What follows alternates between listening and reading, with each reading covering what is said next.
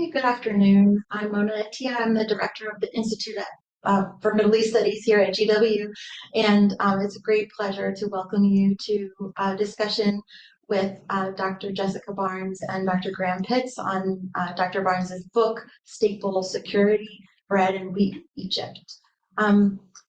We are delighted to have this part of the IMIS Conversation series, which, as you know, is our evolved form of our IMIS, formerly known as our IMIS lecture series, where we now have a more interactive format, but celebrating the publishing of prominent book manuscripts.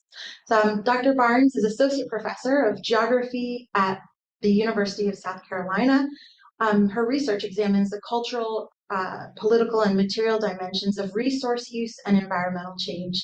She received her PhD in Sustainable Development from Columbia University, and her books include Cultivating the Nile, The Everyday Politics of Water in Egypt, Climate Cultures, Anthropological Perspectives on Climate Change, which she co-edited with Michael Dove, and most recently, Staple Security.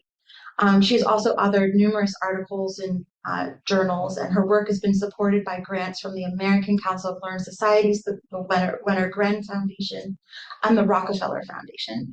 She's currently working on a new project, which is an ethnography of the racialized and class-inflicted ways in which air pollution shapes daily life in London. She'll be in conversation today with Dr. Graham Pitts, who is the Croft Assistant Professor of History and Middle East Studies at the University of Mississippi. He specializes in the environmental history of the modern Middle East, with subfields in agricultural history, war and the environment, the history of Lebanon, and military history. He is working on his own book manuscript, Famine and the Making of Lebanon, in addition to co-editing a volume on Levantine food and foodways.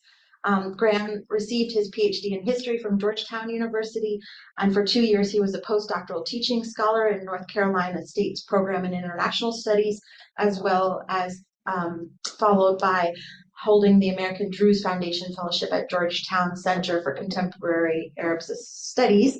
He's also a visiting scholar with us at IMIS, and so we're delighted that he was able to come back from Mississippi and join us today.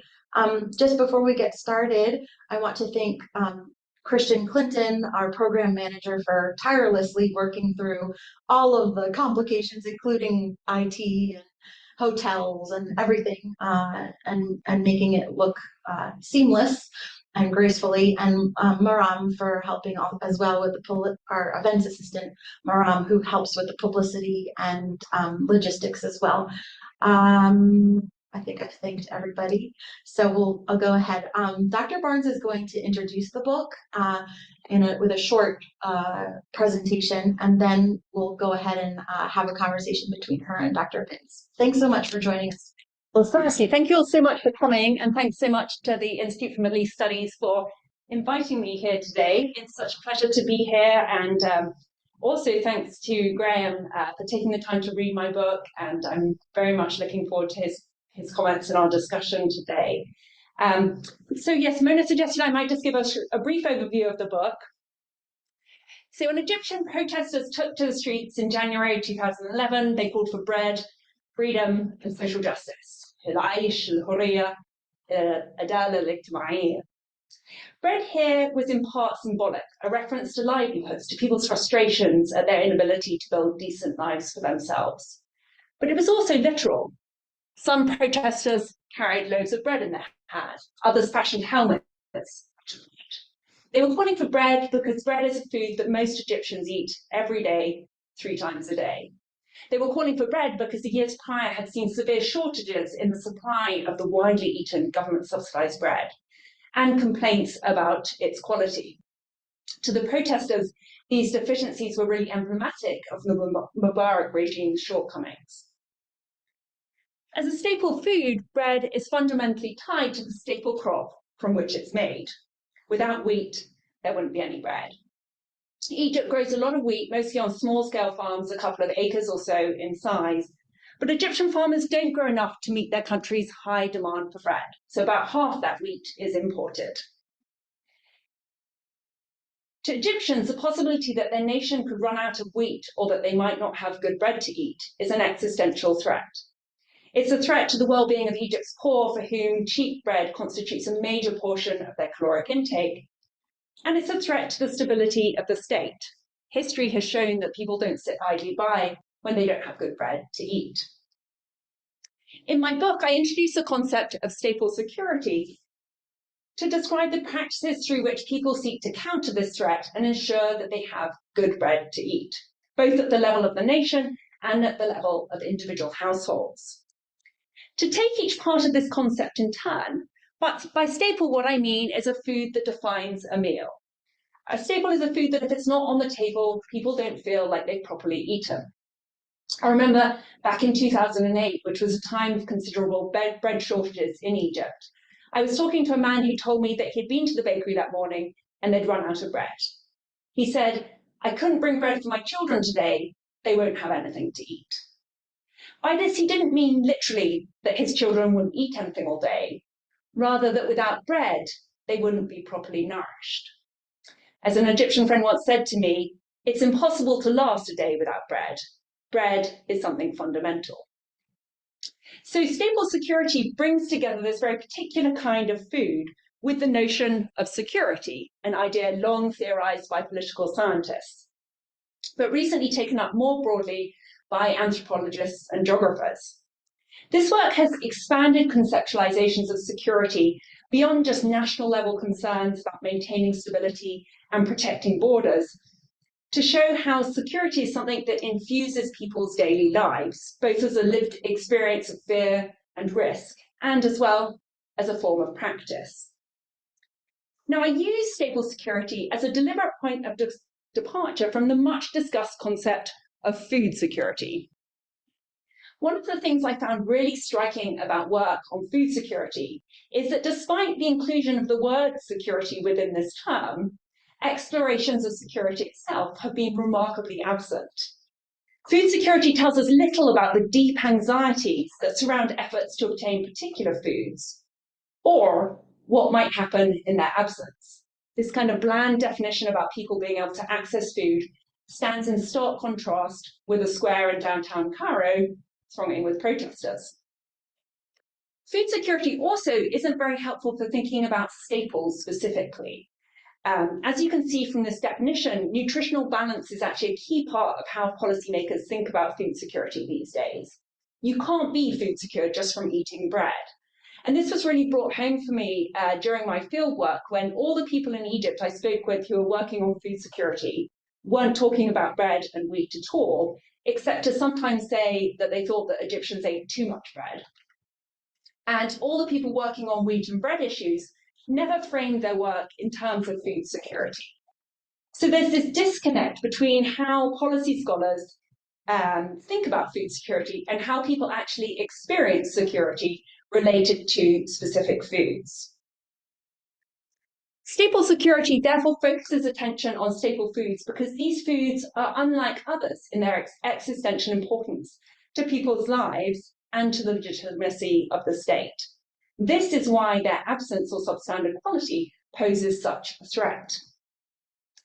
The affective dimension of staple security therefore captures both the political leader's fear of the bread drought and the unsettled feeling a parent has when there's no bread left in the home.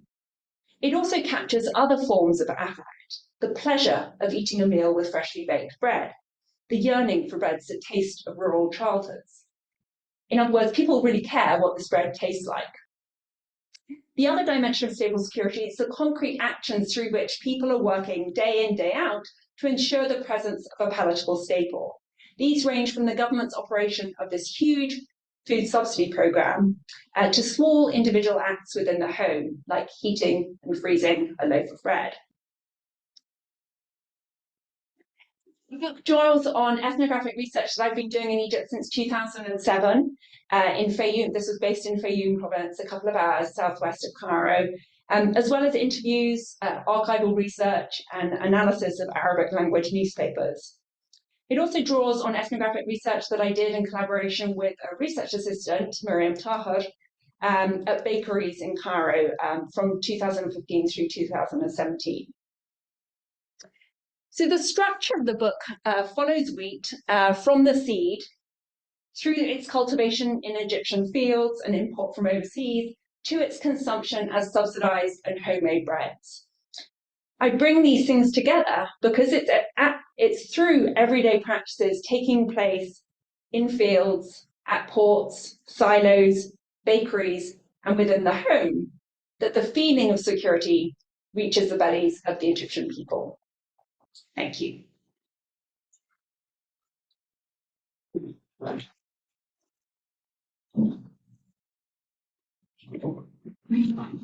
So, first of all, I really appreciate Mona and Shayna and Christian hosting us here and the opportunity to be in conversation with Jesse about this book. In terms of its form, what's so impressive about Stable Security is that it's accessible to a general readership, to undergraduate students at the same time that it's cutting edge scholarship. In terms of content, you have managed to write about something that's very mundane, very ubiquitous, but it's been very elusive in scholarship. We just don't have very many books about stable grains. So I'm curious why you think that is and how you managed to find your way into it, to write about something that sort of escaped the gaze of scholars today. Yeah, I think it's curious too, actually. I was somewhat surprised when I started working on this book not to find more work on staple grains. And I mean, I think it's obviously there. I mean, people have studied wheat, have studied corn, have studied rice, but it's quite scattered. And it hasn't been, I didn't find much that was really sort of theorizing what a staple does, both politically and socially and culturally. I'm not sure I know the reason why it isn't there, but so I think there's certainly a lot of relevant literatures out there, but it hasn't been particularly pulled together, I don't think. Okay. And could you describe your methodology? So how were you able to write this? So the book draws on these different sources of data. So one source, the kind of ethnographic heart of the book, is this work I've done in rural Fayoum since 2007. So my first book was about irrigation politics, water politics around the Nile in Egypt. And I lived for a year in this village in Fayoum from 2007 through 2008. And my focus then was really on irrigation, but all the farmers I worked with grew wheat, all the women baked bread, and everyone ate bread. So I have a whole load of field notes from that first period of research. And I've also been back to that same village multiple times since then. So I have that kind of quite a long sort of record of notes, talking with wheat farmers, talking with women who bake. So that's the kind of heart of the book. And then I didn't want to just do a study of bread in rural Egypt. So I was really interested because I wanted to trace the wheat. I drew on some of these other sources, such as the interviews with grain traders, interviews with people who run the subsidized bread program. Some of the newspapers allowed me to access some different parts of that story. And then the final key piece was this work I did with my research assistant. So I was really curious about I wanted to learn more about practices of buying and eating bread in Cairo, but I didn't have the roots in Cairo to do that work myself, because I wasn't able to spend a whole year doing ethnographic fieldwork for this project. So through that collaboration with my Egyptian research assistant, Miriam, we were able to get a kind of ethnographic look at what was going on in Cairo. So what are the stakes from telling this story from a very provincial place, from this village you call Warda, from Fayoum? I think it directs the gaze at some of Egypt's poorest populations. So Fayoum is one of it's not, if you look at the kind of national level statistics, if I remember rightly, Fayoum is it's one of the poorer governorates. It's not as poor as some of the governorates in the very south of the country, but it's definitely one of the poorer governorates. The village where I did my research is kind of right at the western edge of Fayoum. It's one of the poorest parts of Fayoum. And the farmers I worked with were all very small scale farmers, people who might have kind of half an acre, maximum like 10 is the kind of big farm landowner in the village. So I think it shaped my perspective in terms of a kind of the perspective of Egypt's core, but actually in the case of Egypt, that's the majority of the population. Yeah. And your methodology also intrigues me because you're asking policymakers what are sometimes very sensitive questions. And there are these moments where the people that you're talking to sort of pull back. You have the sense that they don't want to say any more about X. When you found this advertisement for contaminated wheat from Russia on Craigslist, just a massive amount of wheat that's for sale, and you go in and you ask people about this, and they don't want to say anything else about that. So it's sort of, it struck me that this is the opposite of how a journalist would ask these questions, to press past people's boundaries. You kind of let those guide you. So I'm curious about the ethics of your ethnographical approach in general, and if you can kind of bring us to those moments, those tough conversations, those sensitive conversations. Yeah, I mean, I felt quite anxious a lot of the time I was doing my field work for this project, being in Egypt. I mean, I think probably most people in this audience are aware of the kind of some of the tensions around doing field work in Egypt these days. And so I never pushed anyone. I mean, I was anxious for myself, but I was also obviously very much anxious for anyone I was speaking to, that I wouldn't put them in a difficult position. So I never wouldn't push at all. And I just allowed those kind of moments where people wouldn't respond or didn't clearly want, as being telling in themselves. So for example, I have this chapter on breeding wheat. And so one of the things I really wanted to do was talk to some of the people in the Ministry of Agriculture about the current work they're doing in developing high-yielding varieties. I would have loved to go and see the work, the research sites where they were breeding these new varieties. I made an appointment to go and see one of these research sites. I turned up to the ministry, and suddenly I'm kind of stonewalled by 3 senior officials who kind of say, "Where's your paperwork? You need a letter from the Ministry of International Affairs," or they wouldn't talk to me. Which was sort of in a way disappointing, because I'd have loved to go and see and talk with the plant breeders. The plant breeders themselves, these kind of lower level officials, weren't worried at all about me. But it's also telling. It's telling that that these are tense issues around which there is that concern talking to foreigners. If I'd had a more I mean, of course, those people would have talked to someone coming in, say from USAID or World Bank. I mean, it was partly because I was kind of on my own. Can you say more about the contaminated Russian wheat? The contaminated Russian wheat. Yeah, this is one of my chapters. Begins with this moment when I came across this advert on Craigslist for this huge amount of grain, something like 50,000. I mean, I can't remember, thousands of tons of grain in a silo that they were trying to sell off. That was contaminated with some fungus, and it was just sort of not the kind of site where you imagine that you'll see grain for sale. I mean, I never managed to kind of trace any more about it, but some of the other themes I talk about in that chapter are actually about, there's a lot of anxieties in different parts of Egyptian society about the quality of wheat that's coming from overseas, the sense that the wheat that's coming from overseas is lower quality, concerns about particular funguses that could be brought in that wheat.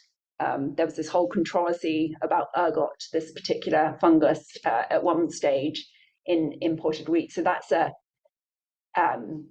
kind of key concern. I guess that's one strand I'm trying to draw out through the book, that it's not just enough to have wheat or to have bread. People really care about the quality of that wheat and the quality of that bread.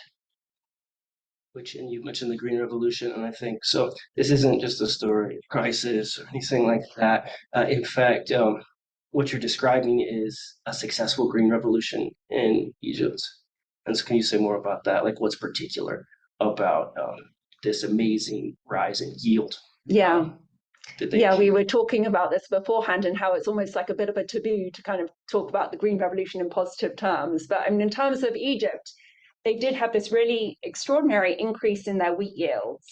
And I think, unlike some other places like India, for example, I think probably the benefits have been more widely distributed than they have been in other countries, largely because almost all farmers in Egypt are irrigated farmers. So these were varieties that were contingent on very high applications of fertilizer, irrigation, but almost all Egyptian farmers have irrigation, and the government really highly subsidized the fertilizers too. So I think a lot of Egyptian farmers everyone's really benefited from this kind of really extraordinary transformation in yields over the last 50 years or so.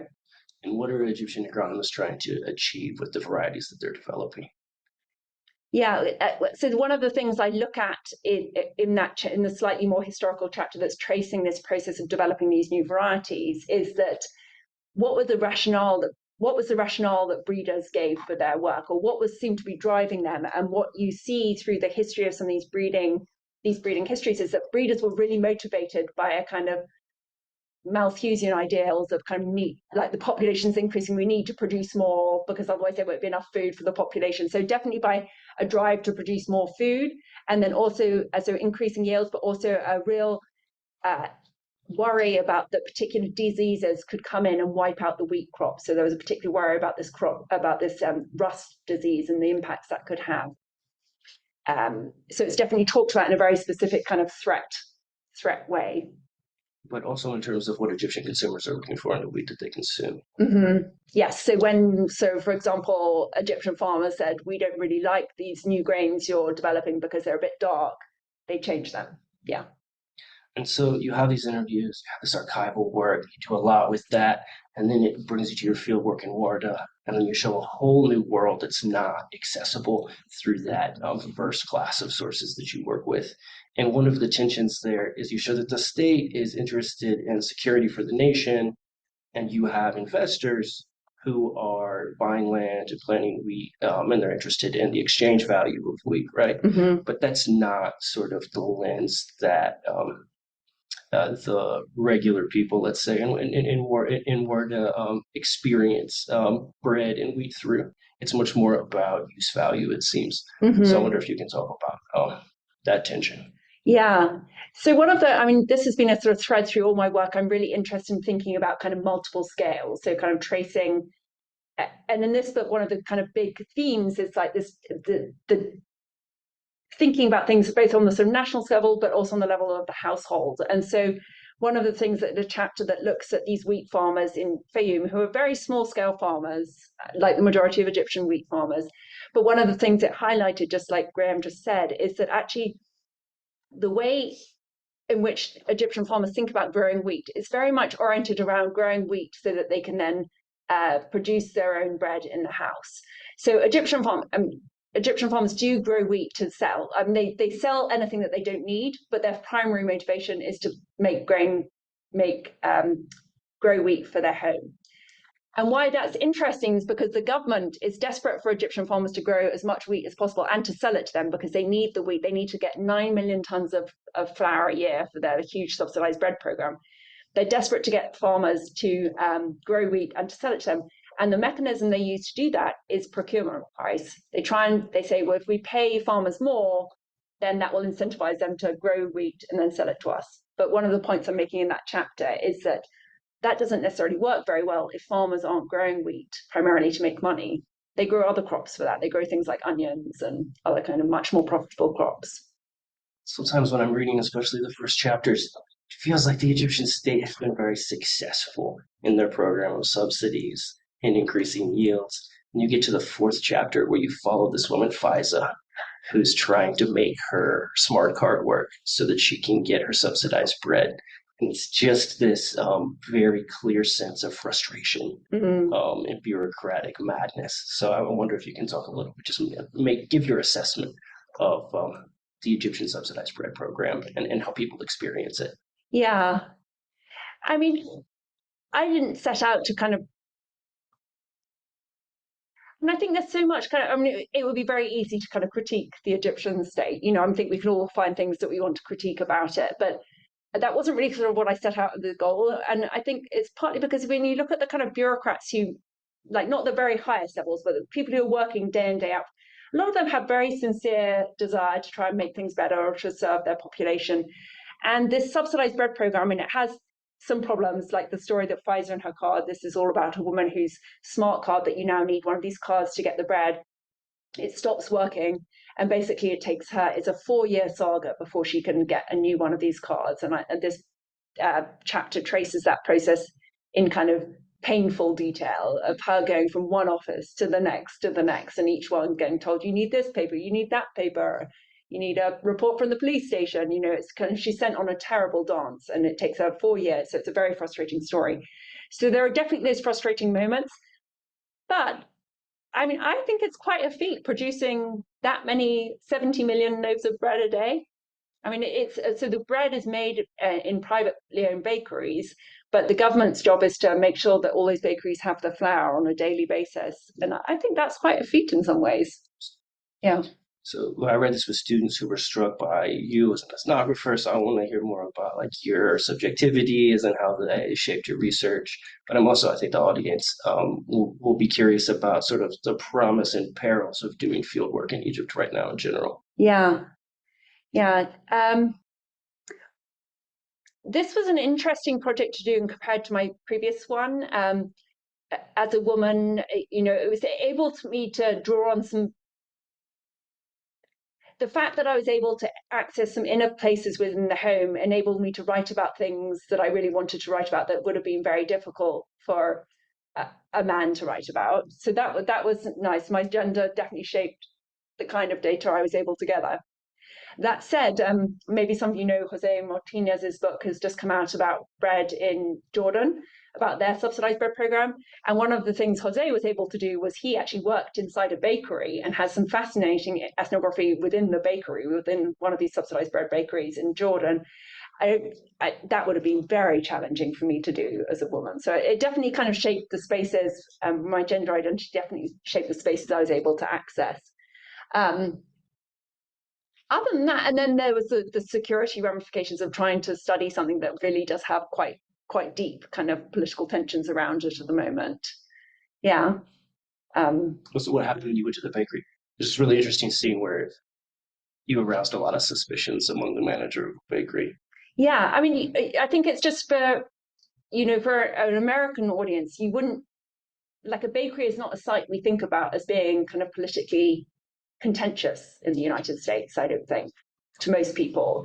And yes, I talk about this one time when someone I've known for a long time, a Cairo resident, took me to his local bakery, and we went inside and we were looking at the oven, and then suddenly the supervisor came along, and she was so suspicious of who I was and worried about what I was doing there and concerned that I didn't have the right paperwork. And she took this guy Ahmed's phone number, and then she even like called him while I was there to make sure he'd given her the right number, and we had to leave straight away. And it was a very uncomfortable experience, but what it spoke to is that how something like a bakery can be seen as a politically sensitive site. Yeah. Sometimes the system that you're describing seems very precarious. I know you begin your first book saying this isn't a book about impending doom. You're doing something else. You followed the water, and now you're following the grain. So I don't think you're trying to say that, but I want if you were heading this to a policymaker, I mean, I think you want them to take away. Well, it probably depends which policymaker. I mean, I don't think I'd need to tell an Egyptian policymaker that bread's important. I'd quite like to hand this to someone at the IMF, who apparently, we were just talking about this morning, apparently, according to news reports, I mean, I don't have the IMF is currently yet again trying to get Egypt to remove its bread subsidy. I'd quite like to hand it to them and say, you don't understand how important this is. Yeah. No, I mean, there definitely are some elements of precariousness in there. It's an incredible bureaucracy. It's in some ways it doesn't really function very effectively or efficiently, but still they're managing to get a lot of wheat into the country and stored and to make millions of loaves of these bread. But yes, there are a lot of precarious dimensions. I mean, one in the current moment being how expensive grain has become and what impacts that could have. So yes. And so, talking about the impacts of rising grain prices, I wonder how you assess some sort of causal relationship between rising prices of food and the Arab Spring. Oh, well, it's my kind of pet peeve, because often people, but there's so much because often people, it's so slippery when people talk about Egypt, because they talk about rising price of food, but the bread price did not increase. The bread that actually is the major cornerstone of what most people are eating did not increase during the Arab Spring. So I always, some of those analyses I think could do with a little more specificity. Now, of course, other food prices have gone up, and that's causing a lot of strain on the Egyptian population, the poor. But I think it's important to note that the bread price has not increased since 1989. So those, sometimes people kind of gloss over that. In your fifth chapter, you're in homes, you're watching women make bread. I was wondering, did you make bread too with these women? But I read that fifth chapter as a feminist critique, so I wonder if you intended it that same way. I didn't really make bread because it was just too important, and I think I wouldn't have had the skill. So one of the things I trace in that chapter is sort of how the craft of baking, especially in Fayum, they make these big loaves, and it's they have a matfrah, and they bounce up and down to expand the dough, and it's really quite a skill to do that. And I think I would have just mucked it up, and the stakes were just too large. I mean, they have their sort of younger daughters or nieces will be there helping, so that they gradually learn the skill. But even they are hardly allowed to do anything. And I definitely was I was more like the toddler in the room in terms of my skill level. So I watched and learned, but I didn't actually participate. You show something, I think, very compelling about how this practice of making bread in the home shapes relationships between women. So I wonder if you can say more about that. Yeah. I mean, one of the things that's interesting is that the scale on which women are baking is so large. I mean, they might bake, say, 50 kilograms of flour at a time. So they're making, because a lot of people have very large families and they don't bake every day. So they're baking for maybe a month at a time. So it's quite a considerable amount of labor. So I trace in that chapter about how women work together with neighbors, with family members. And just the point, as Graham's drawing out here, is that there is more than bread being made in that room, but the very act of working together, chatting as you work, then helping out your friend, helping out your sister-in-law when she then has to bake. It's all part of how sort of social relations are formed within the yeah. And so to take it back to the biggest level of abstraction, you talk about individuals and their experience of taste, you talk about families, but you're also thinking about the nation. So how do these questions of bread and wheat impact Egypt's global relationships? Well, I mean, the wheat is the most direct kind of, I guess, because Egypt is it's quite reliant on imported wheat still, even though they grow a lot, just because they have such high consumption. I suppose that would be one of the most direct kind of set of global relationships, because you have that interesting history. Everyone who's read Timothy Mitchell book Rule of Experts know that story about how Egypt became reliant on exported wheat. Egypt used to be self-sufficient in wheat, but then when the US started sending all this subsidized grain to Egypt through the PL 480 program, how that then sort of tipped it so that Egypt then became very reliant on imported wheat. So I suppose the trade in grain is the most direct link. But I do think, I mean, there's definitely, without falling into that very simplistic narrative about bread riots, because we all know that bread riots aren't just about bread, that they're about so many more things. But but I think politicians are certainly, what's interesting about the kind of the bread riot narrative is, even though scholars know that everyone knows that certainly 2011 was about much more than just bread, and the 1977 riots were about much more than bread. But the fear of the bread riot still circulates quite widely in Egypt, and is kind of often referred to as a kind of fear of political instability. So I guess that then is tied to global relations. Should there be instability or regime change, that has ramifications more broadly. Thank you for that. Yeah. And with that, I propose that we open things up to the audience for questions. Thanks for these great questions, Graham, for your careful read. Yeah. Shane and then Graham. Thanks.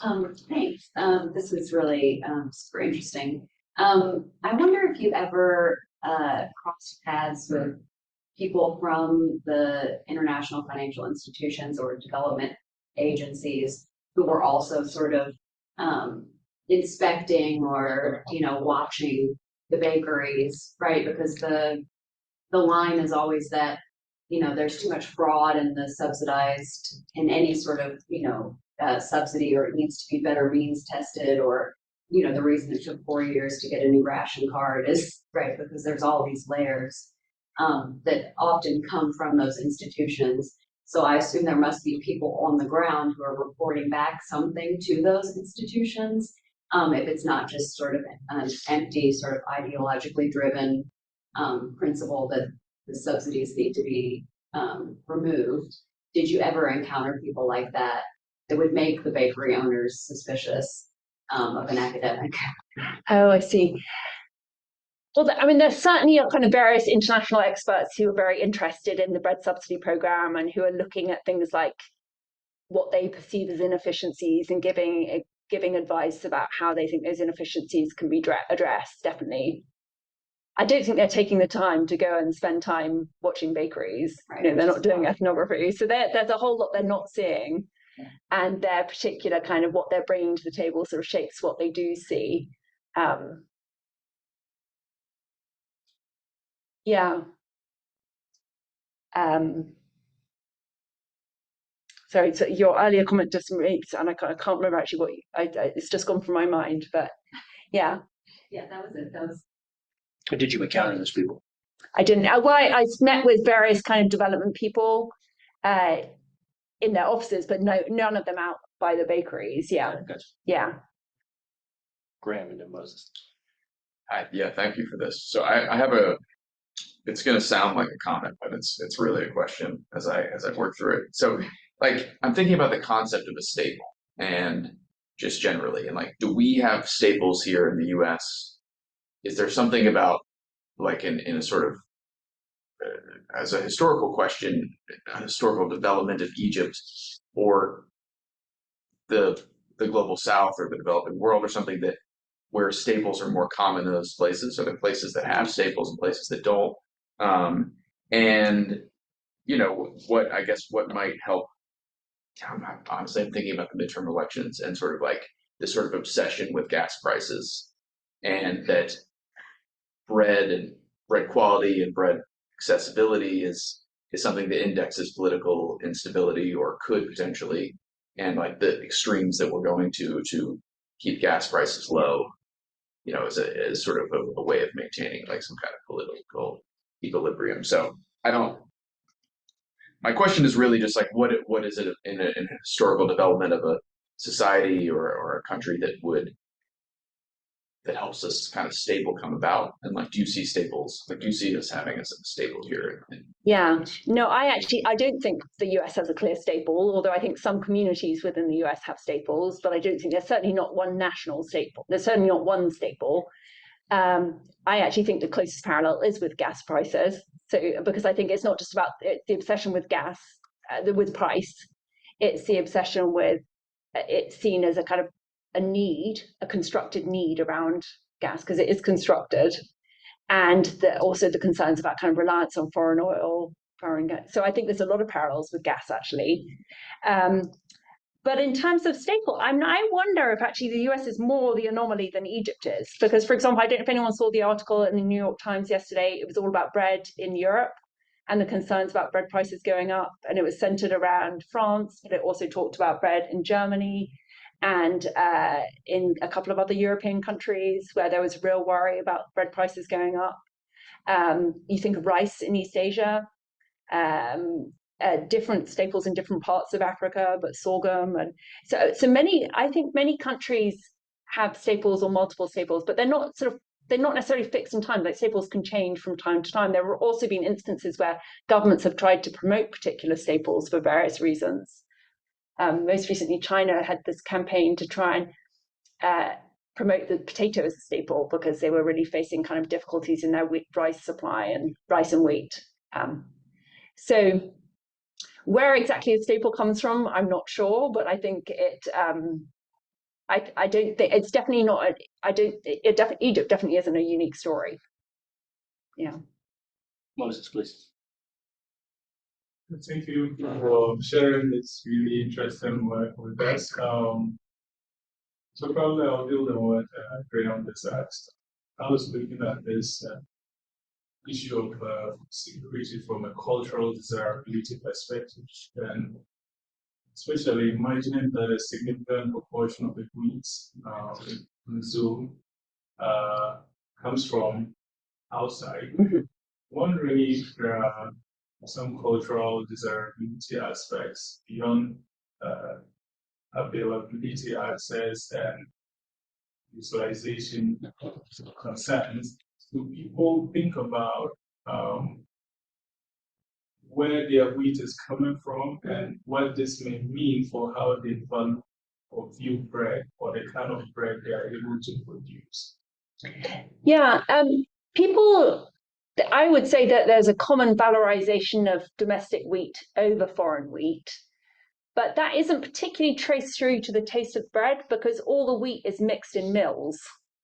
So all the flour grain is mixed with domestic grain in flour mills, and so there's no particular kind of bread and even the wheat that say those women in rural Fayum are growing their own wheat and then they're baking their own bread, but often they will add in a little bit of refined flour which comes from imported flour too.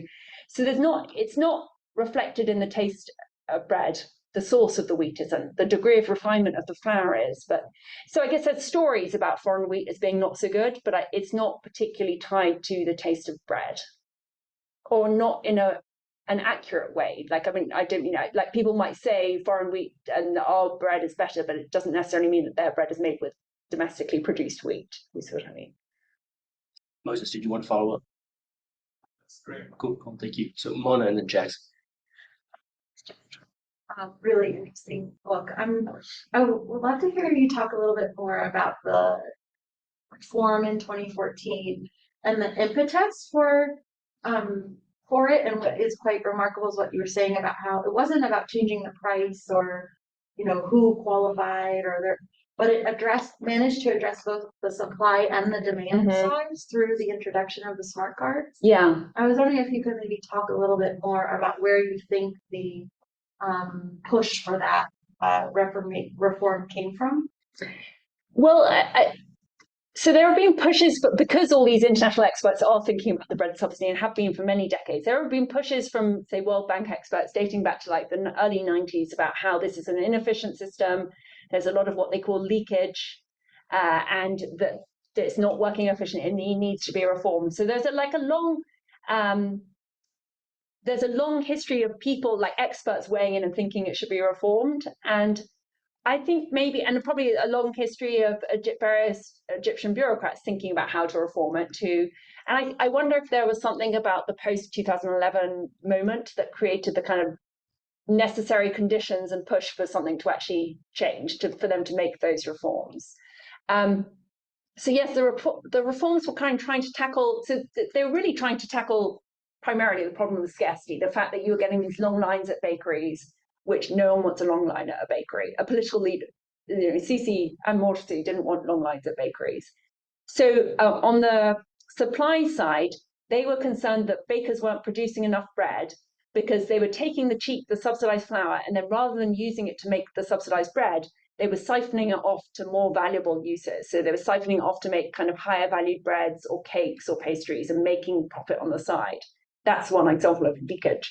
So how they changed that is they said that now to the bakery owners, you have to buy your flour at market price, and then we will reimburse you for every loaf that you sell below price. So that was on the kind of supply side.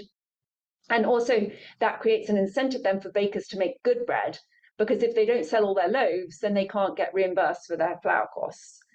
On the demand side, there were all these stories that circulate. If you ask many people about why were there shortages at bakeries, the common story they'd say was those peasants would come in from the rural areas and they'd buy 100 loaves of bread and they would take it home to feed to their birds. That's another example of leakage. Now, in my view, that's a value judgment. Now, there are some assumptions in calling that leakage. There are assumptions that talk about that as a waste. To me, that's not necessarily a waste per se. I mean, it depends how you think about the subsidy. And I also wonder about the extent to which that was really driving the problem. But that's a common narrative. And so now when they introduced the smart card, they said they set a limit on the number of loaves people could get a day. It's quite a high limit, so it should cover it. Basically, I'd never heard someone say it was not enough. It's 5 loaves a day per person, so 30 for a family of 6, quite a lot. And they also created an incentive for people to not consume too much bread by saying, if you don't eat all your loaves, you can transfer that money to get other subsidized goods. So any loaf you don't eat, you could use to buy subsidized flour or not subsidized flour, subsidized rice or tea or sugar or something like that. So most people do say that those reforms together, by tackling it at both ends, were quite effective. You don't really have long lines at the bakeries anymore. And most people say that the quality is better than it was. It's better because now bakers have an incentive for people to come. Yes. Mona, did you want to follow up? Sorry, it's a quick question, but I know you talk about this, but the storage of the wheat. Yeah. How did you study that and sort of like where is it stored, and are there other, how you talked about bakeries are private, is it like, how does the wheat get to the bakeries? Yeah. Stored wheat. Yeah, I mean, storage is a huge part of the story of food security, and the kind of both the kind of practice of it. Like, you have to be able to, if you want to buy grain, you have to have somewhere you can put it without it degrading, or else there's no point in buying it. So it's a key part of the practice of sort of staple security or any kind of security. But there's also a very interesting kind of affective dimension around silos. So if you look at Egyptian newspapers, you'll see these kind of common headlines. We've bought this much wheat, we have this much in our store, this much in our silos. And I think there's something about a full silo that makes people feel reassured that, we have this much wheat, we have 6 months grain in our silos. Don't worry, guys, we've got plenty, So how did I study it? Mostly through kind of interviews. That was another site I wasn't able to kind of get at. But I do trace the kind of these different kinds of storage, and they're mostly publicly operated. There are private silos, but that's for different kinds of, that's more the private sector, grain and flour trade. And one of the really interesting things is that the government is investing really heavily in storage development now, because it's so important. And it wasn't something I'd ever really thought about that much before that. But I remember one person I was interviewing, and he was telling me about how Egyptian farmers basically consume about half the harvest. So they only sell about half their harvest, the rest they consume themselves. And this person said to me, say the government could get them to sell more of their harvest to the government, they couldn't actually accept all that wheat because they don't have anywhere to store it. Like, they don't have the space in their silos.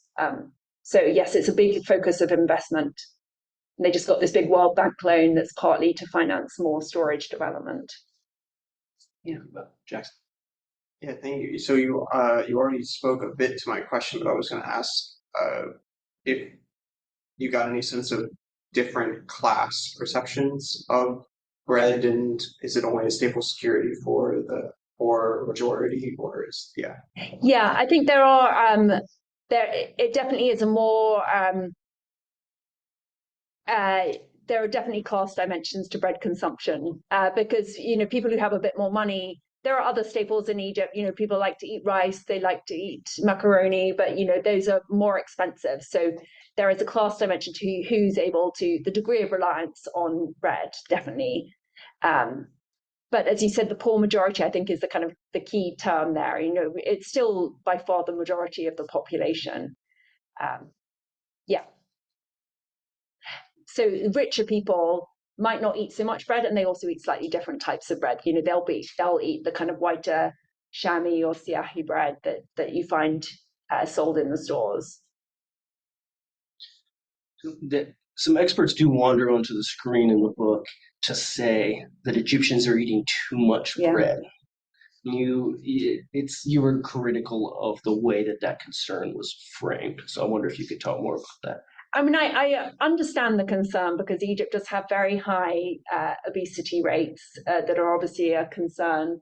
And I'm not a nutrition expert, but I can appreciate that bread is a kind of calorie-rich food, that perhaps there are other more nutrition-dense foods. I suppose I would just say that it's sort of useless saying that people should eat less bread until you think about what else they can eat. Just the kind of, when I'd see rural families, and for you, poorer families, they might have basically just a couple of saucers of like some cheese and some olives, and that would be lunch for 8 people, because they would have a lot of bread. So, just or like a couple of eggs they would fry up. So really, I think, maybe people would be very happy to eat other food, less bread, but they can't afford many other things. Yeah. The questions. I also think probably obesity is about much more. It's also, we all know it's about more than just the calories you consume. So there's a lot more going on there about that particular health issue. So, if there are no more questions, I say we leave it there. Let's give Dr. Jessica Barnes another hand. Thank you.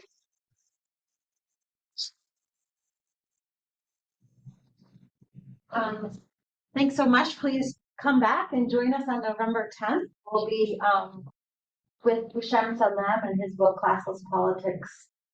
Yeah, it's very long. The left authoritarian something and Islamist. It's like 5 other words in that. But it's about classless politics in Egypt. I will be discussing that with them. Same time, 2:15 on November 10th. Thanks so much. Yeah, thanks for coming. Thank you, everyone.